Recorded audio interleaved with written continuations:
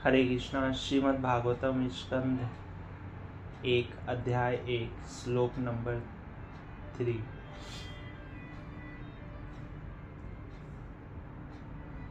निगम कल्पत रोगलित फलम शुक्र मुखाद मृत द्रव संयुतम पिबत भागवतम रसमालयम मुहुरहो रसिका भूवि भावुका। हे विज्ञ एवं विचारशील जनों, वैदिक साहित्य रूपी कल्पवृक्ष के इस परिपक्व फल श्रीमद् भागवतम का रसास्वादन करो। यह श्री सुखदेव गोस्वामी के मुख से निश्चित हुआ है, अतः यह और भी अधिक रुचिकर हो गया। यद्यपि इसका अमृत रस मुक्त जीवों सहित समस्त जनों के लिए पूर्व से ही आस्वाद था। तात्पर्य: पिछले 2 श्लोकों से यह निश्चित रूप से सिद्ध हो गया कि श्रीमद् भागवतम दिव्य साहित्य जो अपने दिव्य गुणों के कारण अन्य समस्त वैदिक शास्त्रों को पीछे छोड़ देता है, यह समस्त लौकिक कार्यकलापों तथा लौकिक ज्ञान से परे है। इस श्लोक में बताया गया है कि श्रीमद् भागवतम न केवल उत्कृष्ट साहित्य अपितु यह समस्त वैदिक साहित्य का परिपक्व फल है। दूसरे शब्दों में यह सभी वैदिक ज्ञान का सार है। इसे ध्यान में रखते हुए यह समझना चाहिए कि धैर्य और नम्रता से श्रवण करना निश्चित रूप से आवश्यक है। अतः मनुष्य को चाहिए कि वह श्रीमद् भागवतम द्वारा प्रदत्त संदेशों तथा उपदेशों को अत्यंत आदर से तथा ध्यान पूर्वक ग्रहण करना चाहिए। वेदों की तुलना कल्पवृक्ष से की गई है, क्योंकि उसमें मनुष्य के लिए जानने योग्य सारी बातें पाई गई है। उसमें सांसारिक आवश्यकताओं के साथ साथ आध्यात्मिक साक्षात्कार का भी वर्णन हुआ है। वेदों में सामाजिक, राजनीतिक, धार्मिक, आर्थिक, सैन्य, चिकित्सकीय, रासायनिक, भौतिक, पर भौतिक विषयों से संबंधित ज्ञान के नियामक सिद्धांत तथा जीवन के लिए जो भी आवश्यक है सभी का समावेश है। इनसे भी बढ़कर इसमें आध्यात्मिक साक्षात्कार के लिए विशेष निर्देश है। नियामक ज्ञान में जीव को क्रमशः आध्यात्मिक स्तर तक ऊपर उठाया जाता है और सर्वोच्च आध्यात्मिक अनुभूति तो यह जान लेना है कि श्री भगवान समस्त रसों के भंडार है। इस भौतिक जगत में उत्पन्न होने वाले प्रथम जीव ब्रह्मा से लेकर एक क्षुद्र चींटी तक सभी जीव इंद्रियों द्वारा कोई न कोई रस प्राप्त करने के इच्छुक रहते हैं। इन इंद्रियगत सुखों को पारिभाषिक रूप से रस कहा जाता है। ऐसे रस कई प्रकार के होते हैं। प्रामाणिक शास्त्रों में 12 रसों के नाम इस प्रकार गिनाए गए हैं। पहला रौद्र क्रोध, दूसरा अद्भुत आश्चर्य, तीसरा श्रृंगार दाम्पत्य प्रेम, चौथा हास्य प्रहसन, पांचवा वीर शौर्य, छठवां दया करुणा, सातवां दास्य दास्ता, आठवां सख्य मैत्री भाव, नौवां भयानक भय, 10वां विभत्स आघात, 11वां शांत उदासीनता तथा 12वां वात्सल्य माता पिता का स्नेह। इन सभी रसों का समग्र सार स्नेह या प्रेम है। मूल रूप से प्रेम के ऐसे लक्षण उपासना, सेवा, मैत्री, वात्सल्य तथा दाम्पत्य प्रेम के रूप में प्रकट होते हैं। जब ये 5 अनुपस्थित होते हैं तो प्रेम अप्रत्यक्ष रूप से क्रोध, आश्चर्य। मूल रूप से प्रेम के ऐसे लक्षण उपासना, सेवा, मैत्री, वात्सल्य तथा दाम्पत्य प्रेम के रूप में प्रकट होते हैं। जब ये 5 अनुपस्थित होते हैं तो प्रेम अप्रत्यक्ष रूप से क्रोध, आश्चर्य, हास्य, वीरता, भय, विविधता आदि में प्रकट होता है। उदाहरणार्थ, यदि कोई पुरुष किसी स्त्री से प्रेम करता है तो वह श्रृंगार रस हुआ, किंतु यदि ऐसे प्रेम में बाधा पहुंचती है तो आश्चर्य, क्रोध, आघात या भय तक उत्पन्न हो सकता है। कभी कभी 2 व्यक्तियों के प्रेम संबंधों का अंत निःशंस हत्या में भी होता है। ऐसे रसों का प्रदर्शन मनुष्य तथा मनुष्य के बीच एवं पशु तथा पशु के बीच प्रदर्शित होता है। इस जगत में रस का ऐसा आदान प्रदान न तो मनुष्य तथा पशु के बीच हो पाता है, न ही मनुष्य तथा अन्य किसी योनि के साथ। ऐसे रस का आदान प्रदान तो एक जैसी योनि के जीवों में ही होता है, किंतु जहाँ तक आत्माओं का प्रश्न है वे गुणात्मक रूप से परमेश्वर के स्वरूप हैं। इसलिए प्रारंभ में रसों का आदान प्रदान आध्यात्मिक जीव, जीवात्मा तथा आध्यात्मिक परम पूर्ण श्री भगवान के साथ हुआ था। यह आध्यात्मिक आदान प्रदान या रस आध्यात्मिक जगत में जीवों तथा परमेश्वर के बीच पूर्ण रूप से प्रकट होता है। इसलिए श्रुति मंत्रों में पूर्ण पुरुषोत्तम भगवान को समस्त रसों का निर्झर स्रोत कहा गया है। जब जीव परमेश्वर की संगति करता है और उनके साथ अपने स्वाभाविक रस का आदान प्रदान करता है तो वह सचमुच सुखी हो जाता है। ये श्रुति मंत्र बताते हैं कि प्रत्येक जीव का एक स्वाभाविक स्वरूप होता है जिसमें शिव भगवान के साथ एक विशिष्ट प्रकार के रस का आदान प्रदान किया जाता है। केवल मुक्त अवस्था में इस मौलिक रस का पूर्ण रूप से अनुभव हो पाता है। भौतिक जगत में रस का अनुभव विकृत रूप में होता है जो अस्थायी होता है। इस प्रकार भौतिक जगत में रस का प्रदर्शन रौद्र, क्रोध आदि भौतिक रूप में होता है। अतएव जो व्यक्ति कार्यकलापों के मूल तत्व रूप इन विभिन्न रसों का पूर्ण ज्ञान प्राप्त कर लेता है वही मूल रसों के छद्म स्वरूपों को भौतिक जगत में प्रतिबिंबित होते हुए समझ सकता है। विद्वान अध्येता वास्तविक रस का उसके आध्यात्मिक रूप से आस्वादन करना चाहता है। प्रारंभ में वह परमेश्वर के एकाकार होना चाहता है। इस प्रकार अल्पज्ञ अध्यात्मवादी विभिन्न रसों को जाने बिना परमात्मा से एकाकार होने के बोध से ऊपर नहीं जा पाते। इस श्लोक में यह निश्चित रूप से कहा गया है कि वह आध्यात्मिक रस जिसका आस्वादन मुक्त अवस्था में भी किया जाता है श्रीमद् भागवतम के साहित्य में अनुभव किया जा सकता है, क्योंकि यह वैदिक ज्ञान का परिपक्व फल है।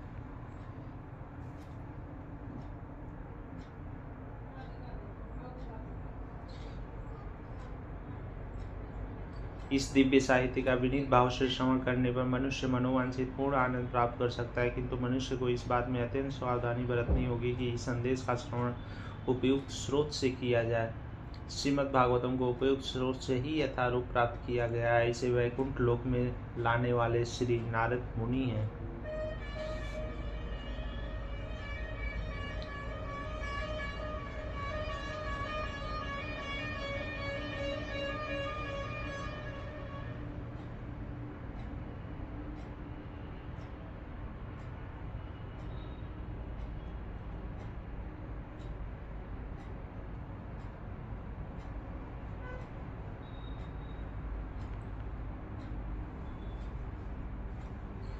जिन्होंने इसे अपने शिष्य शील व्यासदेव को प्रदान किया। शील व्यासदेव ने इस संदेश को अपने पुत्र शील सुखदेव गोस्वामी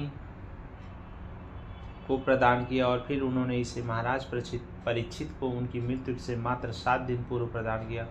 शील सुखदेव गोस्वामी जन्म से ही मुक्त आत्मा थे, यहाँ तक कि वे अपने माता के गर्भ में ही मुक्त थे और जन्म के पश्चात उन्हें किसी प्रकार की आध्यात्मिक शिक्षा ग्रहण नहीं करनी पड़ी। जन्म के समय कोई भी व्यक्ति न तो लौकिक दृष्टि और न ही आध्यात्मिक दृष्टि कुशल होता है, किंतु पूर्ण रूप से मुक्त आत्मा होने के कारण श्री सुखदेव गोस्वामी को आध्यात्मिक साक्षात्कार के लिए किसी प्रकार की विकास विधि का अनुसरण नहीं करना पड़ा, अपितु तीनों गुणों से परे पूर्ण रूप से मुक्त पद पर स्थित रहकर भी वे उन पूर्ण पुरुषोत्तम भगवान के इस दिव्य रस के प्रति आकर्षित हुए जिसकी अर्चना मुक्त जीवों द्वारा वैदिक मंत्रों से की जाती है।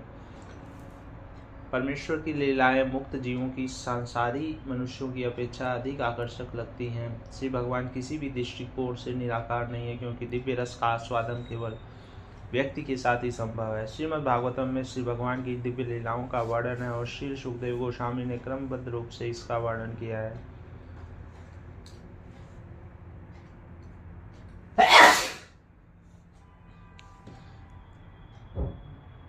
अतः इसकी विषय वस्तु सभी वर्गों के मनुष्यों को भाने वाली है, चाहे वे मुक्ति कामी हों या पर ब्रह्मा के साथ एक होने की इच्छा करने वाले हों।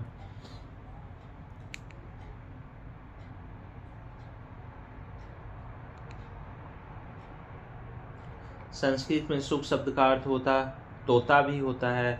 जब कोई पका फल ऐसे पक्षियों की लाल चोंच में चखा जाता है तो उसकी मिठास बढ़ जाती है। वैदिक फल जो ज्ञान में पूर्ण विकसित तथा परिपक्व है वह श्री सुखदेव गोस्वामी के होठों से निकला है, जिसकी तुलना तोते से की गई है। इसलिए नहीं कि उन्होंने अपने विद्वान पिता से जिस रूप में सुना था उसी रूप में सुना दिया, अपितु अपनी उस क्षमता के कारण जिसके बल पर उन्होंने इस कृति को सभी वर्गों को भाने वाले रूप में प्रस्तुत किया। श्री सुखदेव गोस्वामी के होठों से कथा वस्तु इस प्रकार निश्चित हुई कि जो भी निष्ठावान श्रोता विनीत भाव से सुनता है वह तत्काल इसके दिव्य रस का आस्वादन करता है, जो भौतिक जगत के विकृत रसों से भिन्न है। यह परिपक्व फल सर्वोच्च कृष्ण लोक से एकाएक नहीं आ गिरा, प्रत्युत यह गुरु शिष्य परंपरा की श्रृंखला से होता हुआ सावधानी पूर्वक बिना किसी परिवर्तन या अवरोध के नीचे तक आया है। ऐसे अल्पज्ञ मनुष्य जो दिव्य गुरु शिष्य परंपरा से संबंधित नहीं है, वे राजनीति के सर्वोच्च दिव्य रस को उन श्री सुखदेव गोस्वामी के चरण चिन्हों का अनुगमन किए बिना समझने का प्रयत्न करके भयंकर भूल करते हैं, जिन्होंने इस फल की दिव्य अनुभूति की अवस्थानुसार अत्यंत सावधानी से प्रस्तुत किया। मनुष्य को श्रीमद् भागवतम की स्थिति को श्री सुखदेव गोस्वामी जैसे महापुरुषों को ध्यान में रखकर जाननी चाहिए, जिन्होंने विषय का प्रतिपादन बड़ी सावधानी से किया। श्रीमद् भागवतम की यह गुरु शिष्य परंपरा बताती है कि भविष्य में भी श्रीमद् भागवतम को ऐसे व्यक्ति से समझा जाए जो श्री सुखदेव गोस्वामी का पूर्ण प्रतिनिधित्व करता हो। ऐसा व्यावसायिक व्यक्ति जो अवैध रूप से श्रीमद् भागवतम सुनाकर व्यापार चलाता है, वह श्री सुखदेव गोस्वामी का उचित प्रतिनिधित्व नहीं करता। ऐसे व्यक्ति का पेशा एकमात्र अपनी जीविका अर्जित करना है, अतः ऐसे व्यवसायी व्यक्तियों की भाषण नहीं सुननी चाहिए। ऐसे व्यक्ति इस गंभीर विषय को समझने की क्रमिक विधि का अभ्यास किए बिना सीधा गुहात्म अंशों को सुनाते हैं। वे सामान्य रूप से राष्ट्रनीति की कथा वस्तु में गोता लगाने लगते हैं और मूर्ख किस्म के लोग इसका गलत अर्थ निकालते हैं। कुछ लोग इसे अनैतिक बताते हैं और अन्य अपनी मूर्खतापूर्ण व्याख्याओं द्वारा इस पर पर्दा डालने का प्रयास करते हैं। इनमें श्री सुखदेव गोस्वामी के चरण चिन्हों पर चलने की लेश मात्र इच्छा नहीं रहती। अतः निष्कर्ष यह निकलता है कि रस के गंभीर छात्र को श्री सुखदेव गोस्वामी से चली आने वाली गुरु शिष्य परंपरा से श्रीमद् भागवतम का संदेश प्राप्त करना चाहिए, जिन्होंने श्रीमद् भागवतम का वर्णन दिव्य विज्ञान के विषय में अल्पज्ञानी उन संसारी मनुष्यों की तुष्टि के लिए किसी मनमाने ढंग से नहीं अपितु शुरू से सुनियोजित ढंग से प्रारंभ किया है। श्रीमद् भागवतम को इतनी सावधानी से प्रस्तुत किया गया है कि निष्ठावान तथा गंभीर व्यक्ति तुरंत वैदिक ज्ञान के इस परिपक्व फल का आनंद श्री सुखदेव गोस्वामी या उनके प्रामाणिक प्रतिनिधि के मुख से निश्चित अमृत रस का पान करके उठा सकता है। नैमिषे निमिष क्षेत्रे ऋषय शौनकादय शत्रंशव गारे लोकाय सहस्रशं माम सुतम। एक बार नैमिषारण्य के वन में एक पवित्र स्थल पर शौनक आदि महान ऋषिगण श्री भगवान तथा उनके भक्तों को प्रसन्न करने हेतु 1000 वर्षों तक चलने वाले यज्ञ को संपन्न करने के उद्देश्य से एकत्र हुए। तात्पर्य: पिछले 3 श्लोक श्रीमद् भागवतम की प्रस्तावना के रूप में थे। अब इस महान ग्रंथ का मुख्य विषय प्रस्तुत किया जा रहा है। श्रीमद् भागवतम प्रथम बार श्री सुखदेव गोस्वामी द्वारा सुनाए जाने के बाद अब दूसरी बार नैमिषारण्य में सुनाया जा रहा था। वायवीय तंत्र में कहा गया है कि इस विशिष्ट ब्रह्मांड के शिल्पी ब्रह्मा ने एक ऐसे विराट चक्र की कल्पना की जो ब्रह्मांड को चारों ओर से घेर सके। इस विराट चक्र की धुरी एक विशिष्ट स्थान पर स्थित की गई, जिसे नैमिषारण्य कहते हैं। इसी प्रकार से नैमिषारण्य के वन का एक अन्य प्रसंग वराह पुराण में आता है, जिसमें यह कहा गया है कि इस स्थान पर यज्ञ करने से आसुरी मनुष्यों की शक्ति घटती है। अतएव ब्राह्मण लोग ऐसे यज्ञों को नैमिषारण्य में करना श्रेष्ठ समझते हैं। भगवान श्री विष्णु के भक्त उनकी प्रसन्नता के लिए सभी प्रकार के यज्ञ करते हैं। भक्तगण निरंतर श्री भगवान की सेवा में संलग्न रहते हैं, जबकि पतित जीव भौतिक सुखों में आसक्त रहते हैं। श्रीमद् भगवत गीता में कहा गया है कि भौतिक जगत में भगवान श्री विष्णु की इच्छा के अतिरिक्त जिस किसी कारण से कोई भी कर्म किया जाता है, कर्ता के लिए वह और अधिक बंधन का कारण होता है। इसलिए ऐसा आदेश दिया गया है कि सभी कर्म भगवान श्री विष्णु तथा उनके भक्तों की प्रसन्नता के लिए यज्ञ रूप में संपन्न किए जाए। इससे प्रत्येक व्यक्ति को शांति तथा संपन्नता प्राप्त होगी। बड़े बड़े ऋषि मुनि जन सामान्य का कल्याण करने हेतु सदैव उत्सुक रहते हैं। वैसे ही शौनक आदि ऋषि एक महान तथा निरंतर चलने वाले याज्ञिक अनुष्ठान को संपन्न करने के उद्देश्य से इस नैमिषारण्य नामक पवित्र स्थान पर एकत्र हुए। भुलक्कड़ मनुष्य शांति तथा संपन्नता पाने का उचित मार्ग नहीं जानते, किंतु साधु पुरुष इसे भली बात जानते हैं। फलस्वरूप वे समस्त मनुष्यों के कल्याण के लिए ऐसा कर्म करना चाहते हैं जिससे विश्व में शांति आ सके। वे समस्त जीवों के शुभ चिंतक मित्र होते हैं और वे व्यक्तिगत कष्ट झेलकर भी सभी मनुष्यों के कल्याण के लिए श्री भगवान की सेवा में संलग्न रहते हैं। भगवान श्री विष्णु एक विशाल वृक्ष के तुल्य हैं तथा देवता, मनुष्य, सिद्ध, चारण, विद्याधर एवं अन्य सभी जीवों सहित बाकी सब इस वृक्ष की शाखाएं, उपशाखाएं तथा पत्तियां जैसे हैं। यदि वृक्ष की जड़ को पानी से सींचा जाए तो वृक्ष के सभी भागों का सौम्य पोषण हो जाता है। केवल उन शाखाओं तथा पत्तों का पोषण नहीं होता जो वृक्ष से अलग हो गए हैं। वे निरंतर सींचते रहने पर भी धीरे धीरे सूख जाते हैं। इसी प्रकार जब यह मानव समाज अलग हुए शाखाओं तथा पत्तियों की तरह श्री भगवान से अलग हो जाता है तो उसकी सिंचाई पोषण नहीं की जा सकती, और जो ऐसा करता भी है वह अपनी शक्ति तथा साधनों का अपव्यय करता है। आधुनिक भौतिकवादी समाज परमेश्वर से अपना संबंध तोड़े हुए है। नास्तिक नेताओं द्वारा तैयार की जाने वाली उनकी समस्त योजनाओं का पग पग पर विफल होना निश्चित है, फिर भी वे इस बात को नहीं समझते। इस युग में जागृति लाने की निर्दिष्ट विधि श्री भगवान के पवित्र नामों का सामूहिक कीर्तन है। भगवान श्री चैतन्य महाप्रभु ने इसकी विधियां तथा साधनों को अत्यंत वैज्ञानिक ढंग से प्रस्तुत किया है। बुद्धिमान मनुष्य उनके उपदेशों का लाभ वास्तविक शांति तथा संपन्नता लाने हेतु उठा सकते हैं।